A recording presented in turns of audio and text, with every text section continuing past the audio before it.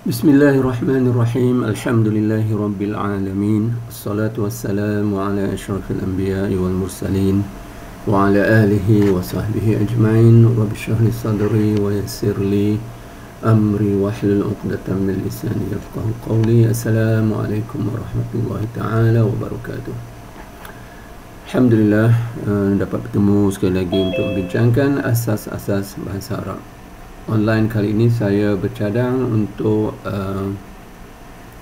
mengulang sikit ataupun memantapkan semula perbahasan tentang ilmu kedua, iaitu sebagaimana yang telah diwar-warkan dalam grup kita, cara menguasai ilmu Nahwu, iaitu ilmu yang membariskan, ilmu yang memandu untuk membariskan huruf akhir perkataan dalam ayat. Jadi yang nampak di paparan ni, inilah dia insya-Allah untuk malam ni, untuk sesi ni. Dan kalau kita sempat bincang keseluruhannya, kita terus. Kalau kita tak sempat, kita akan sambunglah pada sesi akan datang. Jadi saya harap dapat memberi tumpuan, dan kalau perlu nak dibincangkan dengan detail ke, terus beritahu, kita akan bincangkan. Nak ingatkan semula, objektif utama belajar bahasa Arab ni, ini berkaitan dengan apa kita nak bincangkan sekarang, iaitu mampu membaca teks, ataupun mampu menangani teks bahasa Arab yang tidak berbaris. Itu yang penting lah. Di teks ni, kalau kita akan jumpa teks-teks bahasa Arab ni tidak berbaris. Jadi kita nak baca macam mana, nak sebut macam mana. Jadi itulah dia objektif yang sebenarnya. Dan kalau kita dah jelas objektif ni, kita boleh kita tahulah kita nak ke mana. Jadi kita dalam perbincangan dan sebagainya, kita boleh kita ada point yang kita nak tanya, iaitu nak baca macam mana perkataan ni, berbaris lah, yang tak berbaris lah. Kerana teks kalau dah berbaris, tak perlu panjang, boleh ikut dia macam baca muqaddam dan sebagainya. Baik, jadi kita nak ulang semula bahawa nak belajar bahasa Arab ni perlu kepada dua ilmu untuk menguasai bahasa Arab. Bahasa Arab iaitu kita nak ingatkan selalu ni, kerana kadang-kadang kita terlupa ataupun kadang kita tidak betul memahami apakah yang kita nak belajar ni. Pertamanya ialah ilmu saraf,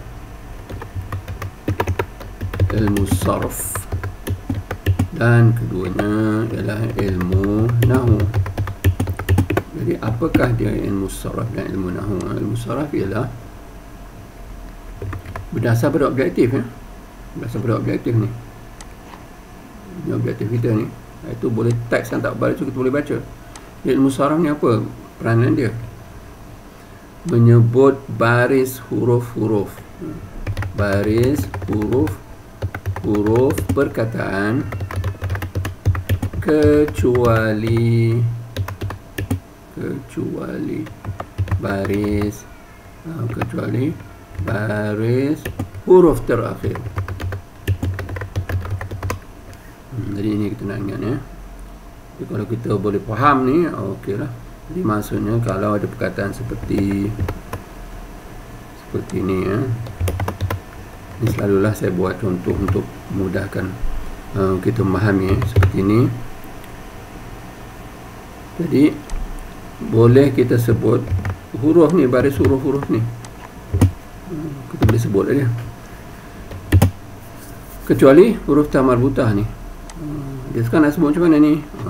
Kena ada ilmu, iaitu ilmu yang dikatakan ilmu wazan.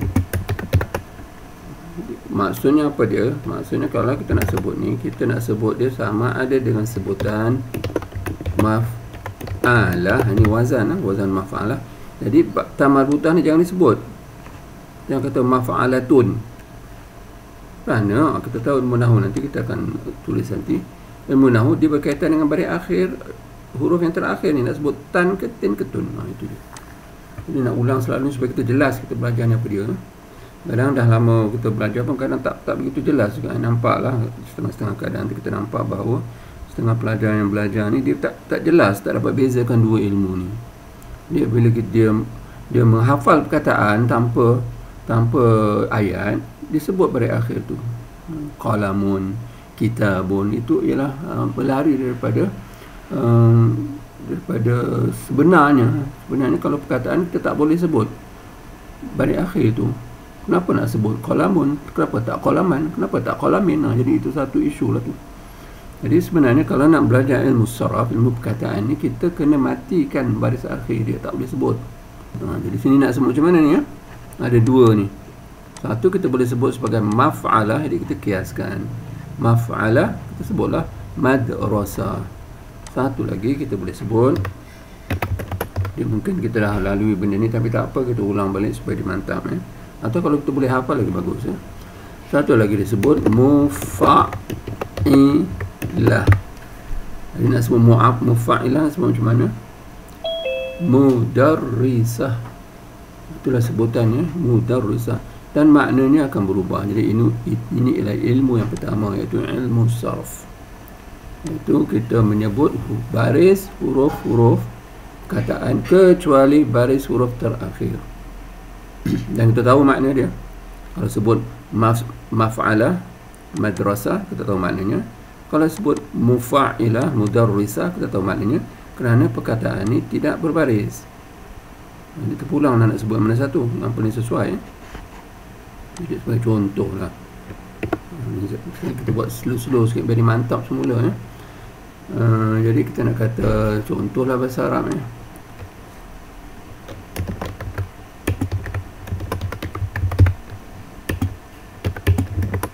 Apa makna ni? Ada dua makna lah sini.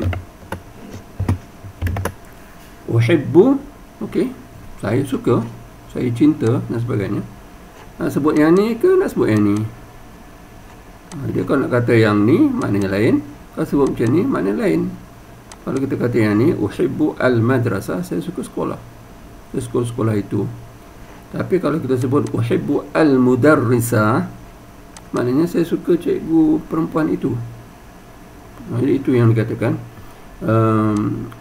kemahiran ni untuk menyebut perkataan ni kecuali baris akhir. Tapi ini dalam ayat ni kita akan bincangkanlah kenapa baris akhir ni ta ke ti ataupun tu.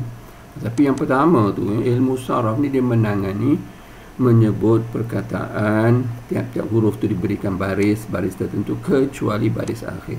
Kerana baris akhir ialah pengkhususan ilmu nahwu. Baik. Jadi kita nak bincang balik. Kerana tajuk kita sekarang ni ialah cara menguasai ilmu nahwu ni. Ini nak bincang malam ni insya-Allah ya, online kali ni. Nak bincang dengan jelas. Kalau ada rasa nak tanya-tanyalah. Kalau kita tak sempat malam ni, insya-Allah kita sambung kemudian. Tapi nak diharapkan setelah perbincangan ni kita lebih jelas lagi ya, kita nak belajar apa ni. Ada benda-benda yang kita perlu kuasai. Baik. Kita bincang ilmu nahwu. Apa makna ilmu nahwu? Ilmu nahwu selain daripada yang ilmu saraf ni, iaitu baris akhir. Jadi kita nak letak dalam apa ni orang kata, nak letak dalam ayat, iaitu ilmu nahwu ialah ilmu yang membahaskan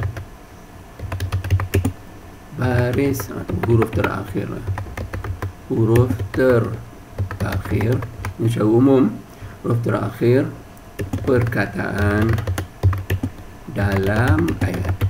Bila ada ayat barulah kita bahaskan huruf terakhir perkataan itu. Madrasah tati tu ataupun mudarrisatati tu. Itulah ilmu nahwu, nak sebut ta atau nak sebut ti ataupun nak sebut tu. Ilmu yang membahaskan huruf terakhir perkataan dalam ayat.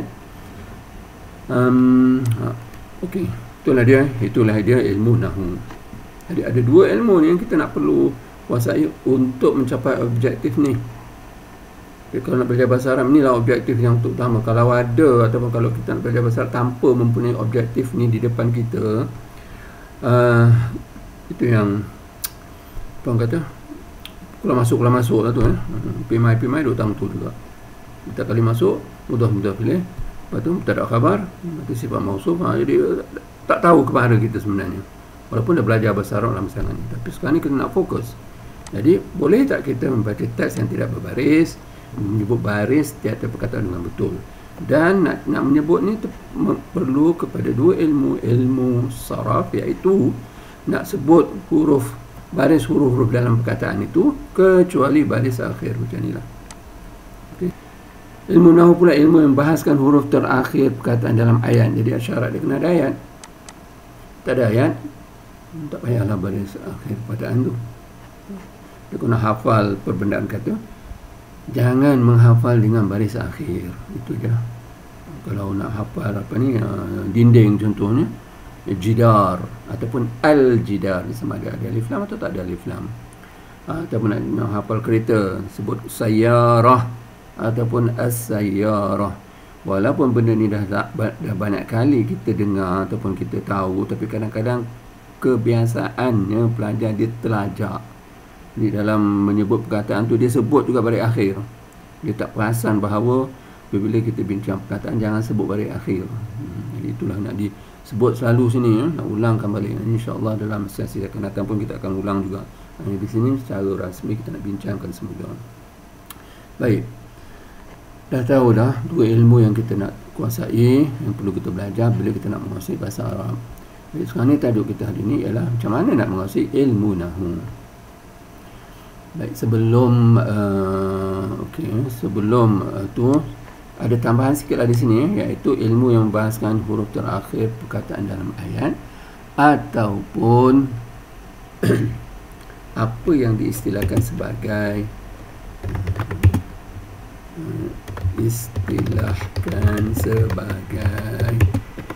i'rab.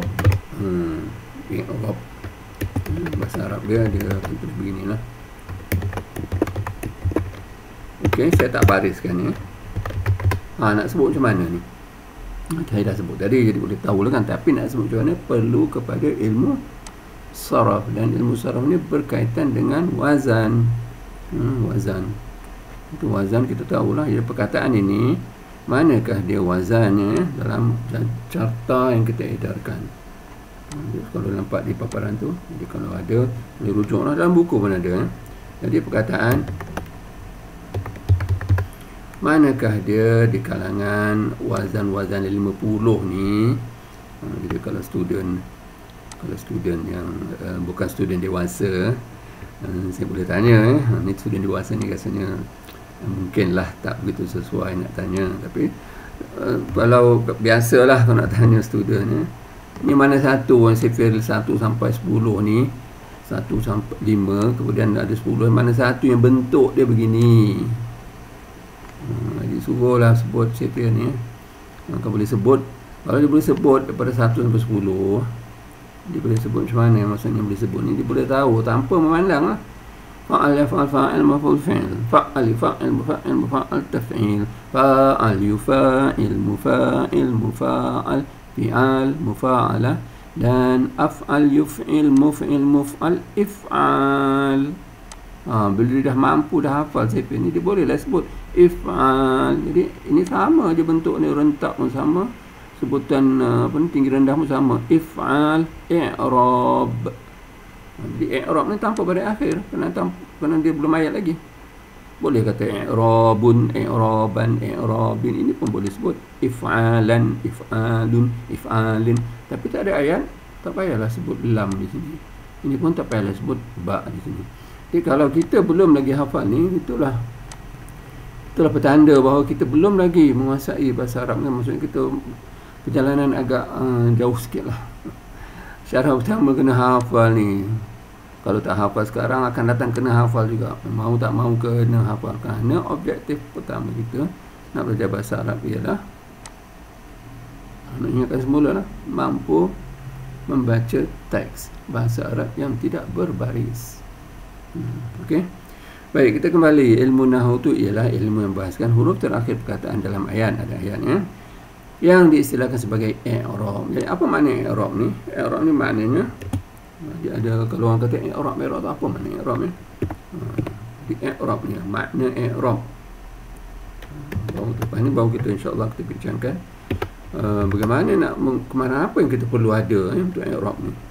Makna i'rab itu dalam bahasa untuk huruf rumi lah.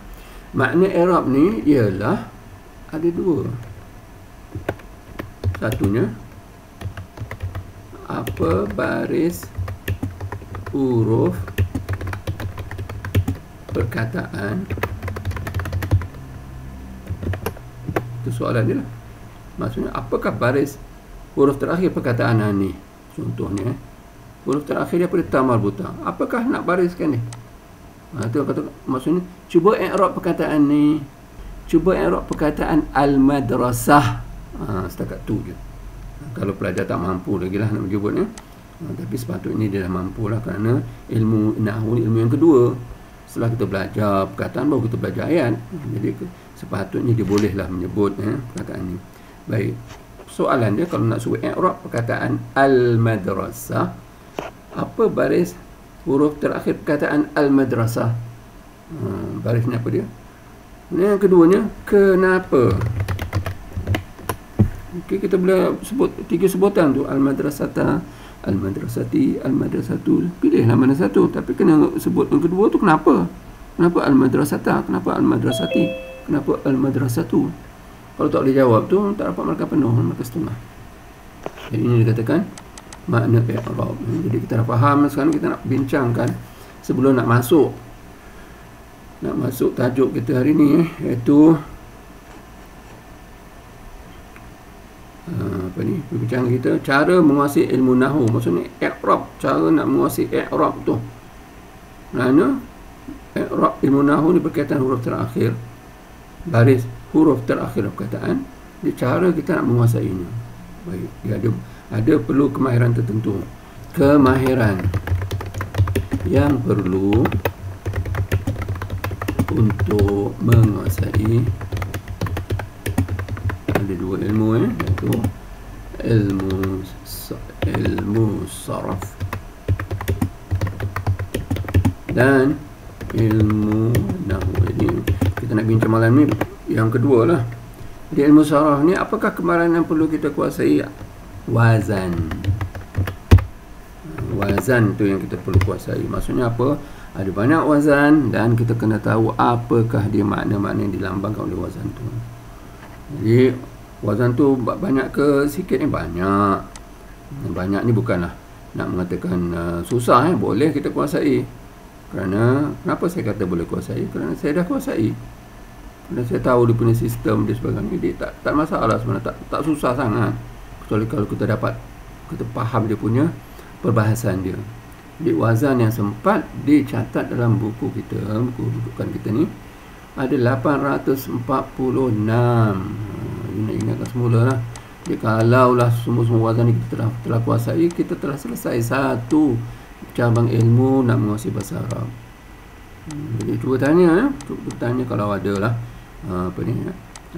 kenalan ke yang belajar bahasa Arab, sekolah menengah ke sekolah rendah ke, ataupun siapa-siapa je lah. Cuba tanya dia, apa makna ni berdua ni? Dia boleh faham tak? Dia boleh terang tak? Apa makna ni? 16 ni, mufa'alah. Apa contoh dia? Kalau dia tak dapat, dia kata menunjukkan ada sesuatu yang tak kena lah. Apa maknanya? Mutafa'al. Apa beza mutafa'al dengan mutafa'il? Boleh tak dia uraikan? Itulah maksudnya. Jadi kita kena tahu. Kita kena tahu benda ni. Maksudnya kita kena tahu bahawa kita kena kuasai semua ni. Jadi kalau kita belum kuasai wazan 5 kumpulan kata kerja 4, contoh kita belum kuasai, kita tahulah kita dekat mana. Jadi kita perlulah bincang dengan detail benda ni macam mana, apa beza ni dengan ini, apa beza af'al dengan yuf'il, apa makna muf'il, apa makna muf'al dan sebagainya. Jadi itulah dikatakan kemahiran yang pertama yang perlu kita kuasai ialah ilmu saraf, ialah wazan. Jadi bolehlah kita nak jelaskan balik. Jadi insya-Allah nota ni pun boleh akan diedarkan jadi untuk dimantapkan sebelum. Baik, ilmu nahwu pula apa benda kemahiran kita perlu kuasai? I'rab ni maksud baris akhir, baris huruf terakhir dan perkataan tu, kenapa begitu? Jadi apakah ilmu yang perlu kita kuasai? Saya boleh catatkan di sini, iaitu kemahiran yang perlu dikuasai ialah kemampuan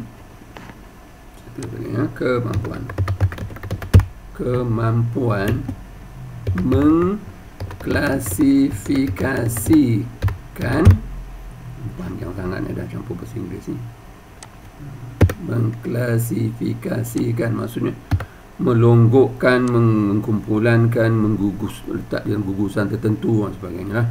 Mengklasifikasikan perkataan atau ungkapan dalam ayat mengikut fungsi tata bahasa. Jadi ini yang dikatakan kemahiran yang perlu dikuasai untuk menguasai i'rab atau untuk menguasai menguasai ilmu nahwu lah. Baik, kita kena mampu mengklasifikasi ayat. Ya, Ustaz, ya. Ustaz, tertinggal tu kan dalam ayat. Mana dia perkataan? Oh, dalam ayat. Okey. Nak tulis cepat ni. Okey, tak apa. Okey. Terima kasih. Baik, kita sambung ya. Okey, kemampuan untuk mengklasifikasikan perkataan atau ungkapan dalam ayat mengikut fungsi tata bahasa. Fungsi tata bahasa ni ada dalam buku kita, iaitu di muka surat 148. Dia pelajaran ke-13. So mana saya dah edarkan dalam ini dia 148. Fungsi tata bahasa ni dia saya tak ada sini, fungsi tata bahasa, huraian dia dan baris, kerana tiap-tiap perkataan atau ungkapan yang dalam ayat tu dia bermain peranan tertentu. Jadi kena ada dalam, sekejap lagi insya-Allah saya akan tunjukkan contoh-contoh untuk memantapkan lagi konsepnya. Dia kena ada sesuatu kita nak cerita tentangnya dalam ayat lah. Ayat fungsi dia nak cerita lah. Kalau tak nak cerita bukan ayat, maksudnya cakap bebel je lah. Dia mesti ada sesuatu yang kita nak ceritakan ya. Dan kena ada sesuatu yang menceritakan benda tu. Itulah dua benda yang penting dalam ayat, iaitu yang diistilahkan, saya gunakan istilah CTA, cerita tentang apa, ACN apa ceritanya. Kerana ini nak mengelakkan daripada istilah-istilah seperti mubtada, khabar, subjek, predikat. Kadang-kadang kita pun tak begitu jelas apa makna subjek, predikat. Kadang predikat, subjek pun kita confuse dengan objek. Jadi itu yang jadi saya gunakanlah perkataan yang rasanya mudah untuk difahami. Jadi dalam ayat kena ada cerita tentang apa, kenapa cerita dia. Kalau kita kata rumah itu besar, cerita tentang rumah itu, apa cerita dia besar, itu je. Jadi itu yang konsep dia. Jadi fungsi tata bahasa ni, tiap-tiap fungsi ni, kalau kita mencerita tentang suatu, baris akhir ni kena baris depan. Kalau benda yang menceritakan benda itu juga, baris akhir ni kena baris depan. Kalau ada kata kerja yang pelaku kata kerja itu, baris akhirnya kena baris depan. Itu dalam bahasa Arab, struktur bahasa Arab dia memang kadang-kadang lain daripada bahasa kita. Jadi itu yang kita kena kenal pasti, manakah dia pelaku bagi satu perbuatan. Bila kita tahu pelaku dia, barulah kita boleh kasih baris yang betul. Baik, inilah fungsi tata bahasa ya. Jadi ada fungsi dia. Ada kadang-kadang kataan itu berfungsi sebagai objek bagi kata kerja. Makan kan ada benda kena makan. Kadang-kadang perkataan ataupun ungkapan itu menunjukkan tempat berlaku kata kerja. Kadang-kadang dia menunjukkan masa berlaku. Kadang-kadang dia menunjukkan keadaan apabila berlaku kata kerja. Kadang-kadang dia menunjukkan pada sebab bagi satu kata kerja itu berlaku. Jadi itu dia katakan fungsi-fungsi tertentu. Dan kalau daripada objek sini ni, baris akhirnya kena baris atas. Jadi kita kena kenal pastilah. Maksudnya kita dalam yang dikatakan tadi, dalam gugusan tu, dalam mengklasifikasikan perkataan atau ungkapan dalam ayat, kita kena tahu ungkapan ataupun perkataan ni dia berfungsi sebagai apa. Adakah dia menguraikan masa, adakah dia menguraikan tempat, adakah dia menguraikan sebab dan sebagainya. Kerana berdasar pada itu kita beri baris akhir yang salah satu daripada tiga ni. Itu nak diterangkan pada awal Dan kalau baris bawah dia taklah begitu susah, kerana kalau ada perkataan tertentu yang ditulis, selepasnya baris akhir ni kena baris bawah. Ataupun situasi kedua, ini apa dinamakan sebagai kaedah dua perkataan. Jadi kalau perkataan yang kedua tu bukan sifat, baris akhir ni kena baris bawah. Jadi dalam contoh-contoh yang kita akan lihat lah. Baik, jadi ini yang dikatakan fungsi tata bahasa. Ini tak banyak. Kalau baris depan tu 3, kalau baris atas ada 5, kalau baris bawah ada 2. Ini yang paling umum. Baik, kita kembali pada nota kita. Jadi ini yang dikatakan kalau lihat nota di paparan ilmu nahwu itu kemampuan mengklasifikasikan perkataan atau ungkapan dalam ayat mengikut fungsi tata bahasa. Baik, untuk memberi contoh yang saya rasa agak mudah lah, saya nak menjelaskan gejala ni, saya buatlah satu contoh yang kita boleh bincang bersama. Baik, kita buat satu ayat yang paling minimum dan kita nak kenal pasti mana fungsi tata bahasa tertentu. Jadi kita tulis pelajar sentiasa pergi sekolah, gembira, basikal, sarapan, segera belajar. Jadi ini satu kumpulan perkataan-perkataan yang boleh dijadikan ayat dan kita boleh agak mana fungsi-fungsi tertentu. Kita maksudnya kalau fungsi dia nak cerita tentang apa ni dan apa cerita ni dan di manakah dalam ayat yang paling simple ni yang menunjuk kepada masa, di manakah dia perkataan yang menunjuk kepada tempat, di manakah perkataan yang menunjuk kepada keadaan, di manakah perkataan yang menunjuk kepada sebab.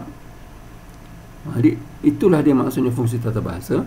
Dan kita mesti mampu untuk mengklasifikasikannya. Bukan kita baca straight je. Kita kena baca dengan mengenal pasti fungsi-fungsi tersebut. Jadi kita nak buat lah. Kita nak apa? Kita nak menganalisa bersama lah ni. Jadi agaknya dalam perkataan begini dia cerita pasal apa kan? Dia nampak gaya ni cerita pasal pelajar lah. Okey, kita pun buatlah. Kita gulungkan, klasifikasikan ni pelajar. Okey. Tapi kalau kita nak kata pelajar sentiasa, tak kena lah pasal sentiasa ni seolah-olah macam nama tempat. Pelajar Bangi ke, pelajar KL ke, pelajar Johor ke, tak kena lah dari segi itu. Jadi sentiasa ni mestilah berfungsi sebagai benda lain. Jadi kita tak boleh nak mengklasifikasikan pelajar sentiasa. Pelajar je. Okey. Jadi kita analisa lagi sentiasa. Okey, sentiasa dia menunjukkan pada sesuatu ni, menunjukkan keadaan berlaku suatu perbuatan tu. Keadaan dia baru keadaan ni. Jadi kita tak tahu lagi pelajar apa cerita dia, tak tahu lagi. Jadi itu yang kita nak mampu mengklasifikasikan. Jadi kita baca lagi pelajar sentiasa. Okey, sentiasa bukanlah cerita pasal pelajar tu. Pelajar sentiasa pergi. Nampaklah ini. Pergi ni nampak gaya ni cerita tentang pelajar tu. Pelajar tu apa cerita dia pergi. Jadi kita boleh klasifikasikan. Kerana apa? Kerana nak bagi akhir nanti kita berdasar pada berdasar pada fungsi tata bahasa tu baru kita bagi akhirkan perkataan dalam ayat ni. Baik, pelajar sentiasa pergi. Jadi sekolah. Jadi sekolah ni agaknya dia cerita pasal apa? Apakah fungsi dia ni? Adakah dia menunjukkan sebab? Adakah dia menunjukkan dia cerita tentang pelajar itu ialah sekolah, macam tu ke? Tidak. Jadi adakah dia menunjuk kepada masa pelajar itu pergi? Tak kena lah. Jadi kita kena beri satu yang menunjuk kepada fungsi salah satu pada 5 tadi tu. Jadi pelajar sentiasa pergi sekolah, nampak gaya dia menunjukkan tempat. Okey, pergi sekolah, maksudnya sekolah ni berfungsi untuk menunjukkan tempat bagi perbuatan pergi itu. Baik, kita analisa lagi ini. Kita analisa sedikit demi sedikit ataupun dengan perlahan supaya jelas konsepnya. Baik, gembira. Agaknya gembira ni apa fungsi dia? Okey, kita tak boleh kata sekolah gembira. Maksudnya seolah-olah pergi ke sekolah gembira. Apa benda sekolah gembira? Sekolah teknik boleh lah, sekolah asrama kan boleh lah, tapi tak boleh kata sekolah gembira. Pasal jadi gembira ni tak boleh dikaitkan, digolongkan dengan sekolah. Dia mesti ada sesuatu lain. Jadi gembiranya nampak gayanya dalam isu ini, dalam ayat begini, dia menghuraikan keadaan pelajar tu lah. Kalau kita rujuk balik pada kita punya pada kita punya note ataupun buku kita, saya paparkan semulanya, iaitu muka surat 148 ni, ada yang berfungsi sebagai keadaan. Ada satu perkataan ataupun ungkapan yang menunjukkan keadaan sesuatu ketika berlaku. Maksudnya dia pergi sekolah, keadaan dia macam mana? Gembira. Jadi kita dah tahu lah, mengikut kaedah ni akan pada akhirnya akan pada atas. Jadi itu yang kita nak cari dulu, nak mengenal pasti fungsi tata bahasa perkataan tertentu, ungkapan itu menunjuk pada fungsi-fungsi tertentu. Baik, kita kembali balik pada ayat kita. Pelajar sentiasa pergi sekolah gembira. Gembira ni kita nampak lah, keadaan pelajar tu. Baik, kemudian basikal. Basikal apa pula fungsi dia? Basikal sarapan, mana ada basikal sarapan? Basikal tak bolehlah kita nak kategorikan basikal sarapan ni satu berfungsi, tidak. Dia kenalah pisahkan. Basikal satu berfungsi. Jadi apa kan yang paling sesuai untuk kita nak kata basikal ni berfungsi sebagai apa?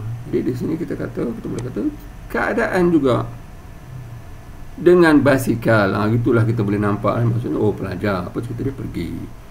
Macam mana dia pergi tu? Sentiasa pergi. Pergi ke mana? Pergi sekolah. Apa keadaan dia? Dia happy dia pergi. Macam mana cara dia pergi? Dengan bas ke? Dan kereta? Tidak, basikal. Okey, dah nampak lah. Ini maksud saya, kita nak mengklasifikasikan perkataan-perkataan ataupun ungkapan dalam ayat mengikut fungsi tata bahasa. Kerana ini struktur ni kita nak paling mudah ni. Jadi kita nak faham dulu apa makna fungsi itu berdasarkan kepada ayat yang ada, berdasarkan kepada perkataan yang ada dalam ayat. Baik. Sekarang ni sarapan. Apa fungsi sarapan kan? Bolehlah kita agak-agak fungsi sarapan. Kita tak boleh kata sarapan segera. Tapi kemungkinan boleh juga sarapan segera. Tapi kalau kita kata sarapan segera, kemungkinan dia ada fungsi yang lebih sesuai untuk dia lah. Jadi kita kasih sarapan ni satu fungsi. Sarapan ni menunjukkan apa? Menunjukkan sebab dia pergi sekolah sebab nak makan ke? Tidak. Jadi sarapan ni boleh kita katakan dia berfungsi sebagai masa.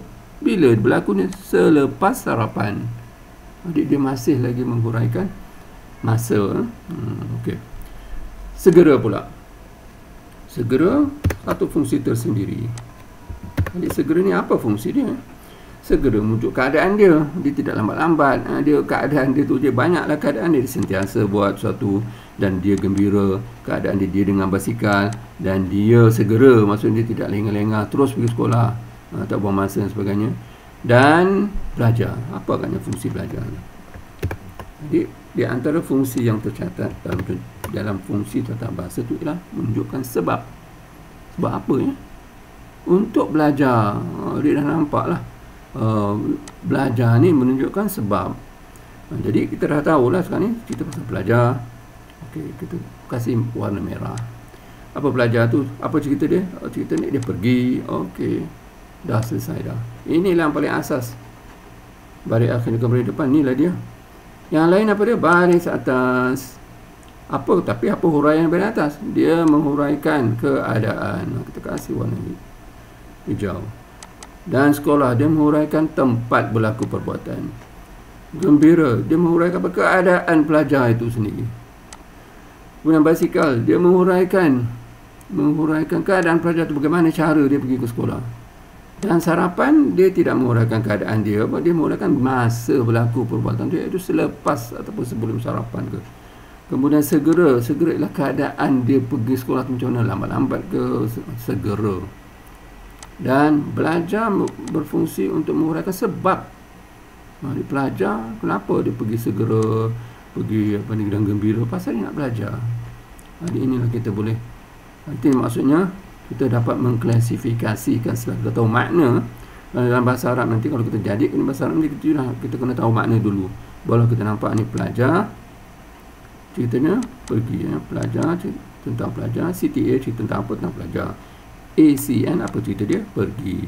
Yang lain masa dia ataupun tempat, keadaan dia, cara dia pergi, bila dia pergi, sarapan segera. Jadi dalam bahasa Arab nanti kalau kita jadikan bahasa Arab, kita akan tahu ini akan baris akhir ni baris depan, yang ni pun baris depan, dan yang lain buat apa? Akan jadi baris atas, ini jadi baris atas, ini baris atas, semuanya sampai yang belajar ni baris akhirnya baris atas. Itulah yang dikatakan ilmu nahwu, kemampuan mengklasifikasikan perkataan atau ungkapan dalam ayat mengikut fungsi tata bahasanya. Kalau kita dah tahu fungsi ni, dah nampak dah, barulah kita boleh sebut baris akhirnya nanti dengan betul. Baik, jadi insya-Allah kita ada perbahasan lagi ni, kita akan huraikan lagi dan insya-Allah pada sesi akan datang lah, kerana sekarang ni dah dah tinggal kurang seminit ni, jadi saya rasa balik setakat ni. InsyaAllah kita sambung kemudian ni. Subhanakallahumma bihamdik, asyhadu an la ilaha illa ant, astaghfiruka wa atubu ilaik. Assalamualaikum warahmatullahi taala wabarakatuh.